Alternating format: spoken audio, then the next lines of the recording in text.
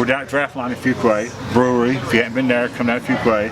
Scott was proud enough to have us down tonight, so thanks for hosting us, Scott.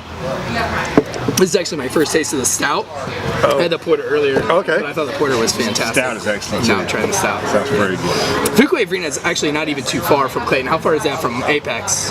Oh, it's very good. I'm in Cary, so it's very good. Straight down. Straight down. And then you got Aviator right down the way. So you can like almost make a craft beer day. Oh, sure. Between here and then Fainting Goat. Oh, Fainting Goat. Brand new, right south of town. Yeah, absolutely. If you guys don't know, these are the NC Beer guys. They are kind of the North Carolina gurus of craft beer, getting knowledge out to everything that is North Carolina craft beer, events, schedules, tastings. Follow them on Twitter, Instagram, follow their website. It's got so much information, which is kind of like one of the things I wanted to ask you about. How do you keep up with all that information? It's constant. It is. It's work all the time. Yeah, I mean, it's between people hitting us up for data and basically saying, hey, this is happening, or this is what's going on, and I got to put it up. And I kind of do it all the time.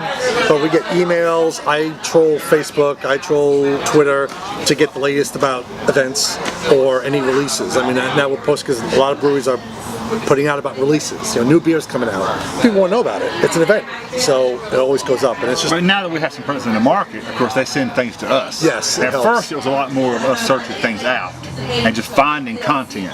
Yeah. Now, not everybody, but a lot of people will make sure we know about their stuff because they know if we know about it, our followers, our viewers, our people know about it. Yep. So which is really important. So if you are somebody who is in the industry watching this, get these guys your stuff, because people like me who spend way too much money on this hobby are keeping up with what these guys are drinking and trying to seek out what they're drinking, so I kind of keep up with them and know what they're talking about on a week-to-week, month-to-month basis as they're producing like videos. You know, with what you do, it's dedication mostly. You have to be all about what you're doing. I mean, we got day jobs, but this is our other job, and it's frankly as much work as the real job. Because you've got to be all about it all the time. You gotta always be on your game. We were talking earlier about beer and vintages, which I thought was a really cool conversation, and I wasn't going to go that way with this video, but I just want to know you guys' opinion on aging beers and drinking beers. Are you for it? Are you against it? Kind of what's your take on that? Well, some beers are not meant to be cellared right off, and we all know that. I think everybody in the craft beer community accepts that. That some beers are not to be aged because you lose value and quality over time. But now there is a debate among the craft beer community about other beers. There is this movement that a beer is freshest and best when it's right out of the brewery. But many people for many years have cellar beer, aged beer, and seen how it changes over years, and that's a good quality beer. There's nothing wrong with cellaring a beer, according to most people. And I mean, even the name lager means to age. Right. Lagering beer means But to Dave age. had a great debate today. I want to tell you about it. Yeah, well, lagering, that's in the brewing process. Sure. So that just basically means between bottom fermented and top fermented, and it has to sit for that long just to clarify itself and get the most flavor. But beers like barley wine, stouts, and porters, or a lot of things that are imperial and smoked, they're meant to be aged. In the cellar, not the brewing process. Right. And to change over time. Right, and so I think, as I was saying, there are ones that you do want to sell and ones you don't. IPAs, wheat beers, don't. Drink them fresh. Best fresh, that's what you want.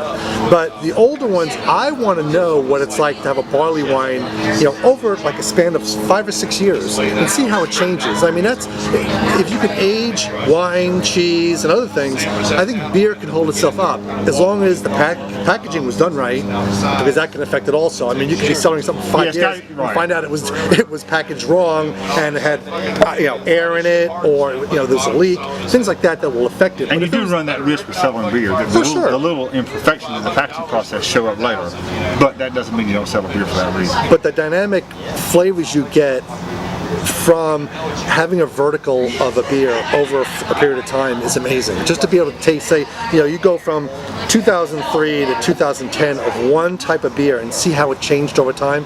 That I love that process. Like Mother Earth does this thing with Silent Night at Christmas. Every Christmas they release a Silent Night, and they will, when they release it this year, they will have all past year's verticals, which this year should be up to like 7 or so verticals, and they will bring out all their old years of the same Silent Night, which is the same beer every year, roughly, and we'll see how it changes. And it changes substantially from year to year. And if the breweries do it themselves, you know it's not something they discourage any individual from doing. And I'm really excited, and I think that we're going to do a blog post on maybe like the 7 top beers to cellar, and we'll get their opinions, and we'll kind of put those up on a written blog on the 7 cellar beers, because I just think that is super fascinating. And I myself I'm going to be honest, the only cellaring of beer I do is when my wife hasn't served a beer that she's had in the refrigerator for a long time. Right, That's all I got that there. counts. So I don't know how long it's been in the refrigerator. But you do know about cellaring wine. Wine is better with age. I do. It Right? does. Some wines, yes. Okay. And it's like Same beer. thing. Same like beer. Same- Yeah. some- Wines are meant to be aged, and some wines, they really need to be drank within the first years. And I think an interesting fact in wine, not to get off the topic of beer, but the average consumer, from the time they purchase their wine to the time they pop the bottle, is only 2 hours. Isn't that insane? Oh wow, that's like Isn't that buy it insane? and drink it. Yeah, it's crazy. I don't know how they came up with that. Which leads me to my next thing, because beer is becoming so much like wine. Now we're aging it, and now we're even food pairing. I saw you guys did a blog on pairing with cheese, and I've seen some other food pairing things that you guys have mentioned in some of your blogs. What do you feel about food pairing and beer? Is that kind of molding into the same thing that wine is kind of doing? Actually, better. I'll be the one that says that beer pairs better with food than wine does, because with beer you can go with there's over 140 different styles, and now that they're mixing styles, you have even more, and you can match the beer to specific foods. Where wine, what's wine made of? Grapes. Sure. Right. Yeah. Where beer is made from malt, water, but you can add all these other different flavors to it, and so you have the desserts. A double which has caramel flavors. Put it with pumpkin pie. Put it with pecan pie. Or you might have a wheat or a hefeweizen, which is on the lighter side. You might want it with a fish. It's all about compare, contrast, Right. or complement. Yeah. And we think beer is every bit as drinkable with food and enhances the pleasure as wine or any other beverage. There's a beer for every meal if you know what you're doing. Right. And you can ruin a good meal too with the wrong beer. beer. And one of the things that I saw you guys bring up in one of your other blogs for a while is that you kind of are like, there's a time and a place for almost all beers. And it's kind of like, and that's kind of our quote on our website, there's a time and a place for all wines, so Right. it's just up to you to find it. That's right. And I love that you guys on your website really preach that it's all about your palate and exploring and exploration. How Well, did you one guys of the come things about that we realized early on was that there's such a vast variety of craft beer, and people have palates and have personal preferences, just like we do. That's why we don't rate beer, for instance. We don't say this is a good stout or a bad stout. This is what this stout is. You might like it or you might not, but try it for yourself. But we're all about education. We want you to learn what the opportunities and options are for you in the marketplace. So you need to know. Get out there and try some different things. And don't just be sticking with that same old stuff that Daddy drank or Granddaddy drank and that you've had all your life. Experience life and know if you're going to be a craft beer drinker, you need to move along and continue. Yeah, which is cool because we were talking earlier about like how we're in Fuquay Arena and we have all these things. Like I didn't even know this was here, Right. And I'm 20 minutes away. Right. But I've done a couple of the Aviator and the thing that's across the street from the Aviator where they've had food now. The Smokehouse, and now coming right. over here, and it's like I can really see spending a whole day just right here in Fuquay Arena, Sure. 20 minutes from my house, and I'm sure it's like that all over. Well, you don't have North to go Carolina. very far. Raleigh is exploding with options now, can't even much keep less up. Charlotte or Asheville or someplace. But the point is, across North Carolina, there's such a huge variety now. There's like 180 breweries, depending on what day it is, how you count. There's 30 or 40 on the coming soon list. And how do you guys keep up with every single one of them? Because Well, you guys are all over. It's like, they hey, hit we're us in up. Asheville, we're in Charlotte. We get hit up. People will ping us on Twitter or Facebook saying, "Hey, did you know about this?" Or somebody just happened to be going into a town and they saw a sign that says "Coming soon, a new brewery." Did you know about this? I'm like, "No." Right. And then I go and do my research on it, and it's just a constant process. And one of the commitments we made early on, maybe by mistake now, but we made the commitment to cover the whole state. We had to figure out early on what we were about. What were the NC Beer Guys going to be about? And we decided that we were going to be about the state, because we are as much about the beer as we are about the culture of the state and promoting local. Drink local. And that matters to us. But you can't sit in Raleigh and never leave Raleigh and talk about beer statewide. So we have to make the effort to get to Manio and to Murphy and to Asheville and Charlotte and Boone and all the places.